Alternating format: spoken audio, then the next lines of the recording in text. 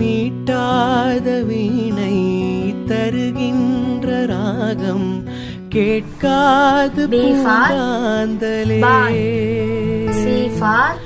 ஊட்டாத தாயின் கணக்கின்ற பால் போல் காதல் கிடக்கின்றதே. காயங்களாற்றும் தலை கோதி தேற்றும் காலங்கள் கை கூடுதே. தொடுவானம் இன்று ஐயா காமெக்கு என்ன பண்ணலையே. ஏண்டா லேட்டு?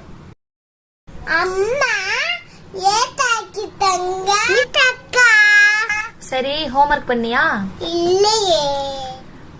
ஐயோ ஒரு திருக்குறளா சொல்லு.